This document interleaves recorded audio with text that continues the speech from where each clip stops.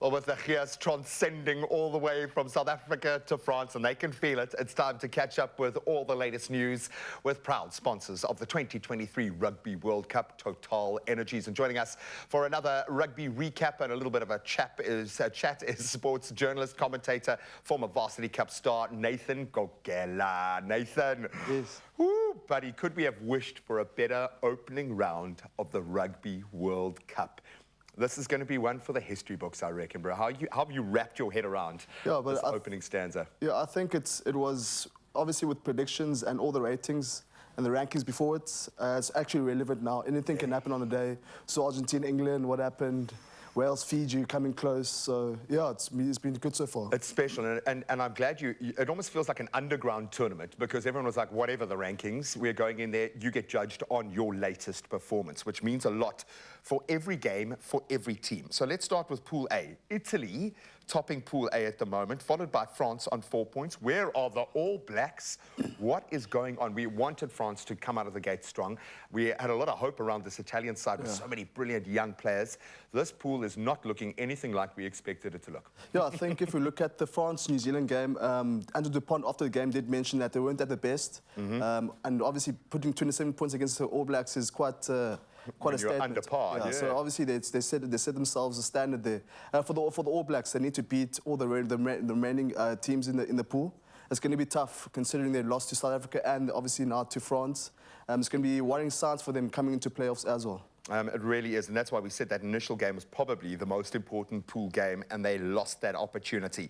Let's get into Group B, the so-called group of death, Ireland topping that table, which I think we're okay with for now because we've got Romania next. Yeah. But it does beg the question then, how important is this game against Romania? We're going to need plenty of points because that's going to play a part at some point when we get those top two teams lined up. We're going to need some cushion. 100%. I mean, we saw what Ireland did now against Romania. They put the best team out.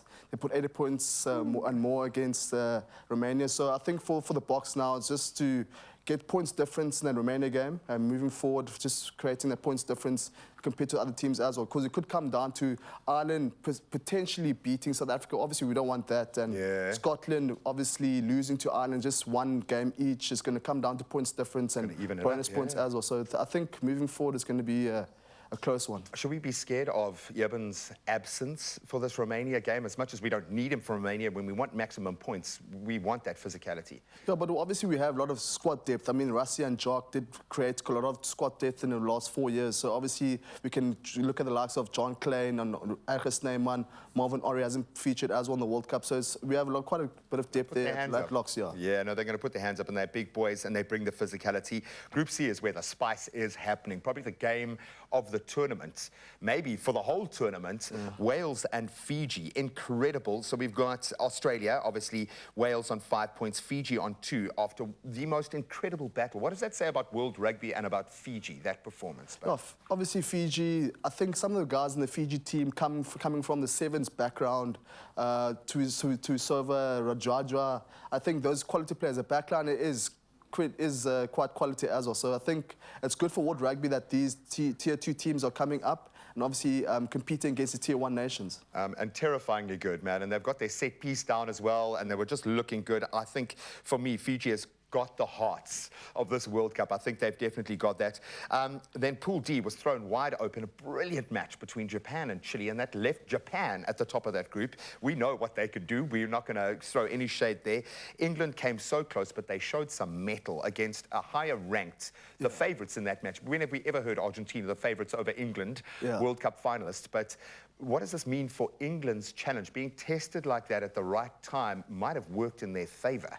Yeah, we know obviously before it, they're on form and rankings as well. They weren't obviously the favourite for that game. So obviously now showing a lot of potential on how good they actually can be. I mean, George Ford starting all those points for England as well. I think that's in the clutch moments you'll need that type of game. Seniors, and obviously seniors to step up, and never know, we could see them in the final, semi-final, the way they played. I mean, it's impressive.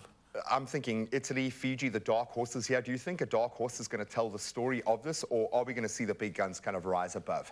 I think we have to obviously look at the Fiji-Wales game. I think dark horse there would be Fiji, and obviously Wales, well-known team. Obviously, so it's going to be very difficult in how other teams come along and moving forward, yeah.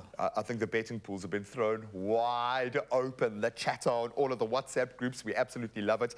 Buddy, enjoy it. I love the fact that there's a bit of a sevens flavor in there for the big boys moving really fast. This is going to be one for the history books. Get ready for the game festivities now. Post-game, during game, pre-game, Total Energies have got us covered. Head over to a Total's service station to top up on fuel, on bright charcoal, on firelighters, on snacks, on drinks for the big game, on just about everything that you need. And while you're doing it, you can earn club points that can be redeemed for cashback vouchers. And we all need a little bit of that, helping you save on those future purchases for the next game. Just like in rugby, it's uniting our energies that helps us move forward.